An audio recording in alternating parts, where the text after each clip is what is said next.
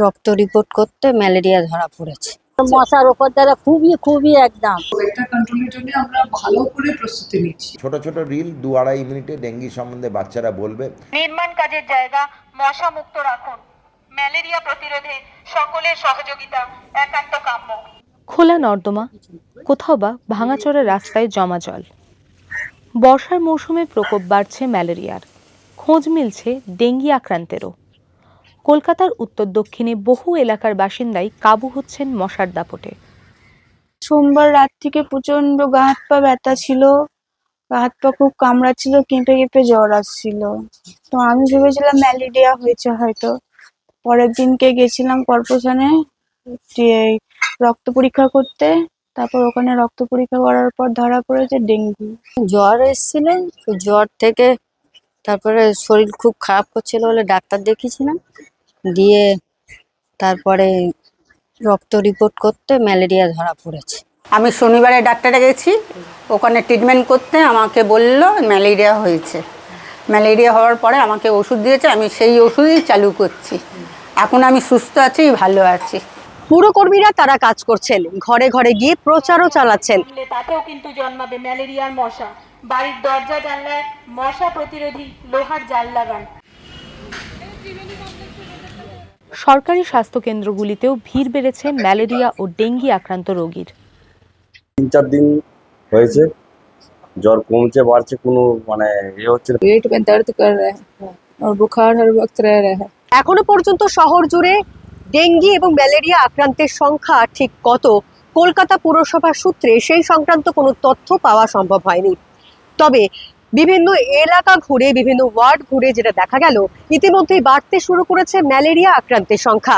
Dengue ম্যালেরিয়ার প্রকোপ এই বছর দেখুন আমাদের হিসাবে কিন্তু নেই, হিসাব মতো এখনো পর্যন্ত সেইভাবে আসেইনি।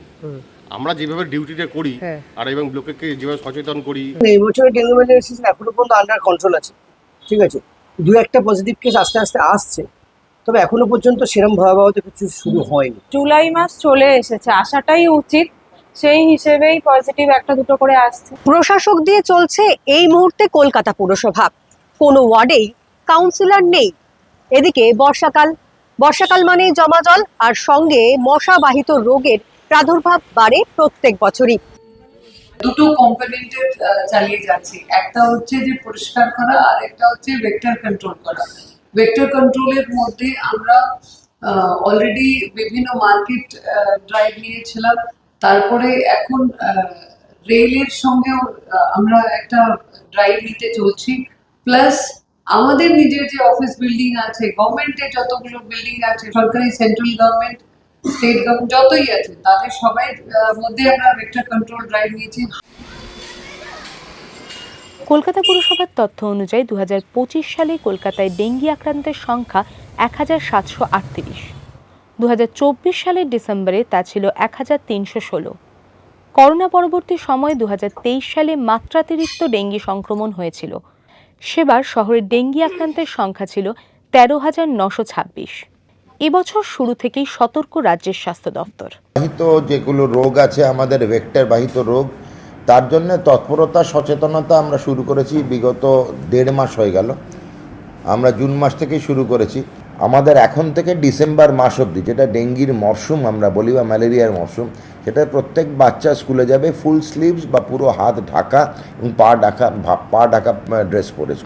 বর্ষার মৌসুমে ম্যালেরিয়া, তারপর থেকেই ডেঙ্গির প্রাদুর্ভাব।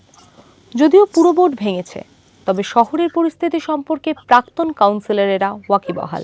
আমাদের এখানে যিনি মেডিকেল অফিসার আছেন আমাদের বোর্ড 2 এর, তিনি সবটা ডেলি কালেক্ট হচ্ছে। এটা মানে যুদ্ধভিত্তিক ইয়েতে কাজ হচ্ছে। কলকাতার কোনো কোনো অঞ্চলের বাসিন্দাদের অভিযোগ, নিয়মিত আবর্জনা পরিষ্কার করা হচ্ছে না। জমা জল থাকার দরুন বাড়ছে মশার উপদ্রব। আগে খুবই মাঝে মাঝে পরিষ্কার হতো, এখন তো একদমই পরিষ্কার হয় না। বৃষ্টি হলেই মানে এই ড্রেনটা ডুবে গেলেই পুরো 100খানা পরিবারের ঘরে জল ঢুকে যায়। মশাও হচ্ছে, সেই মশাতে মোটামুটি আক্রান্তও হচ্ছে বাচ্চা কাচ্চা। বর্ষার মৌসুমে ম্যালেরিয়া ডেঙ্গির বাড়াবাড়ি কলকাতার কাছে চেনা ছবিই বলা যায়। নতুন সরকারের আমলে সে ছবি কি বদলাবে, আশায় মহানগরের বাসিন্দারা।